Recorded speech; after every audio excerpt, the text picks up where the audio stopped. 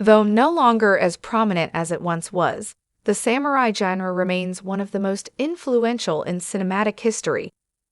Whether it's Akira Kurosawa's brilliant Seven Samurai being remade as the Magnificent Seven in America, or the Star Wars franchise embracing some of its influences with the incredible The Duel episode in Visions, its influence is still felt today.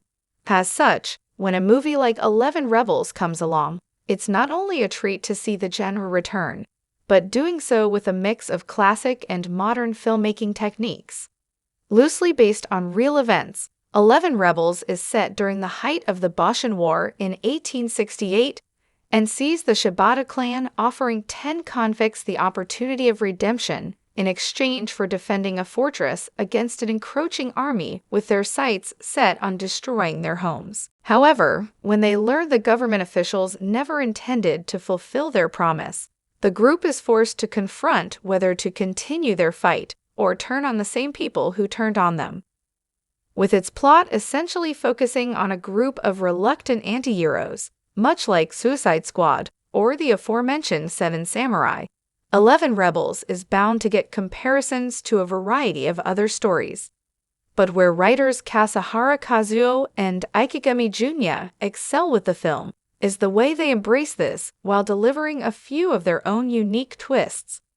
One way in which the movie immediately hooked me was the introduction of its de facto group leader, Takeyuki Yamada's Masa, as he murders the samurai who sexually assaulted his geisha wife. Where 11 Rebels proves both intriguing and somewhat disappointing is in the movie's larger political plot, adding in layers of wider scheming and betrayals in its wartime setting. Not only does it offer us a sympathetic outlook on the character, but it opens our minds to embracing other characters who join him as part of the rebel group. Hayate Ichinose's Nemane proves to be far more than just the handsome face everyone pokes fun of once the action kicks off, while Riho Sayashi's Natsu adds a nicely empathetic presence to the mix. Natsu also acts as an unfortunate reminder of innocents who are caught up in war after false accusations, and Takara Sakamoto's Noro is presented as more than just a stereotype of a mentally disabled character.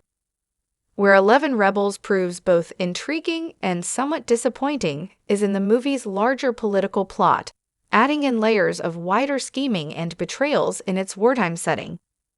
With the movie being 2 hours long, there was enough real estate to fit this subplot in, but I couldn't help but be a little overwhelmed by how much detail there was to this element. I also felt like it distracted from the underdog characters and took away potential development through them.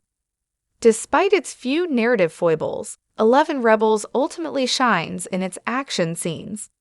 Director Kazuya Shiraishi, well known for his work on the likes of both The Blood of Wolves and Kamen Rider Black Sun, is no stranger to period settings, having just come off of 2024's samurai drama Bushido.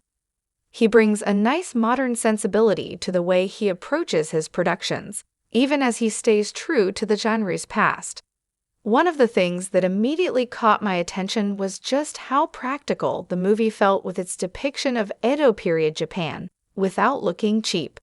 Every location feels appropriately grand and lived in, particularly the port of Niigata, while also being shot with a stylish eye to make them both authentic and inviting. Plus, while Shogun did a similarly marvelous job with its production, Shiraishi nicely minimizes using any CGI for its locations or action, as the miniseries did for certain sequences.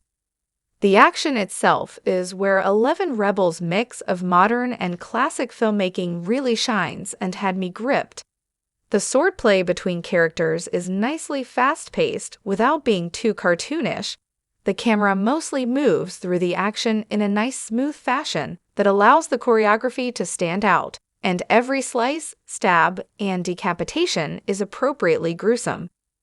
The use of explosions is also a nice addition to the movie's action. It's used sparingly enough to keep the stakes high, but is surprisingly practical with even some of its biggest destructive blasts.